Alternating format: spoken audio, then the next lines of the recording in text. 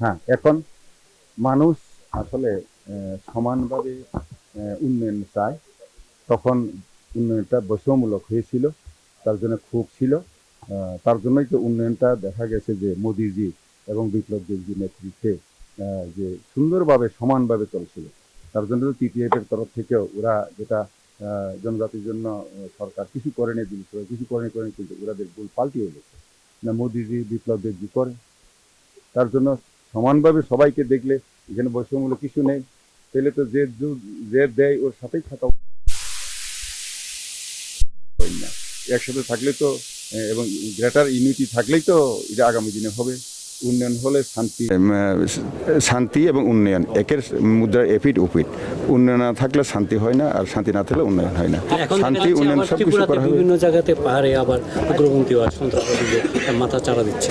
তো আপনি তো একটা সময় পুরো পাহাড় চষে বেরিয়েছেন এবং ত্রিপুরার সন্ত্রাসবাদী দমনের জন্য আপনাদের যে মানে অক্রা বা জামাতিয়া ইয়ে করেছেন, এখন এটা কিভাবে আপনি দেখছেন? না, এখন এমন কোনো উগ্রপন্থী আমি দেখছি না।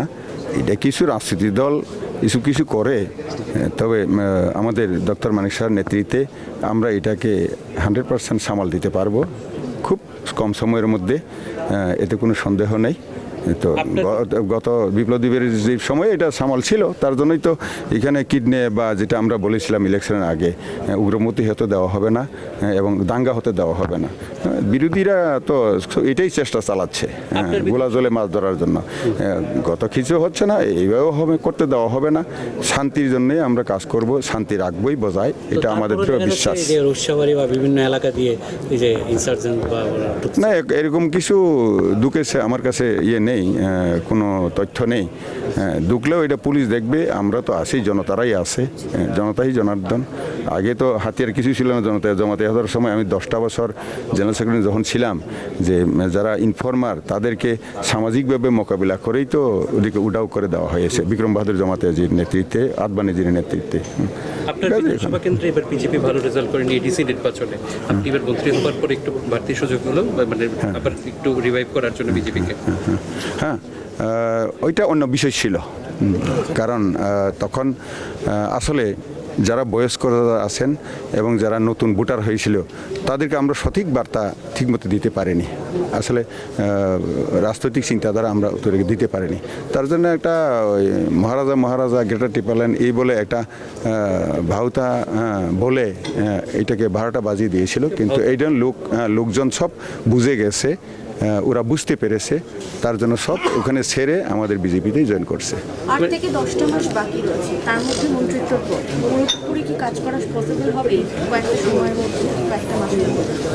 এই কয়েকটা মাসের মধ্যে যা করা দরকার অবশ্যই এটা সম্পূর্ণ করব। আপনারা আছেন সবাই, কিছু ভুল ত্রুটি হলে আপনারা সবাই, যেহেতু চতুর্থ স্তম্ভ, আপনারা সাজেশন দেবেন, আপনারা অনেক সময় দেবেন, আপনাদের সাজেশন নিয়েই কাজ করব। না, এরকম কিছু চ্যালেঞ্জ আমাদের সব সময়, তো আমরা এইভাবেই কাজ করছি। আমরা যে কাজ করছি সব সময় 40 কেজি ওজন নিয়েই আমরা কাজ করছি, যেটা পরীক্ষাতে 30 কেজি হয়। তেলে পরে সবসময় 40 কেজি নিয়ে যখন সংগঠনের প্রশাসনে কাজ করি, যখন ইলেকশনে যাব তখন 30 কেজি ওজন হয়। তো এটা অতি সহজে আমরা আলগে দিয়ে চলে যেতে পারবো। Tribal face Tripura greater Tripura ইত্যাদি আপনাকে কতটা বিচলিত করে বা আপনি কতটা ফেস করতে পারবেন? এটা কোনো প্রবলেম নয়। এরা কারণ রাজনৈতিক মোকাবেলা এখন শুরু হয়ে গেছে। আগে রাজা বলতো, যখন রাজা ছিল আমরা সবাই সম্মান দিতাম। এখন দেখা গেছে ও রাজা নয়, ও জনজাতির সর্বনাশকারী দেখা গেছে। তো এই ইমোশন সবসময় চলে না, প্রশ্নও উঠে না ভারতবর্ষে মোদিজির জায়গায়। কাজে বিজেপির স্থানে তো এইসব ধরনের সম্প্রতি বিনষ্টকারী দল এইসব চলে না। তার জন্য তো দীর্ঘ বছর সিপিএমও তো এইভাবেই তো আউট হয়ে গেল।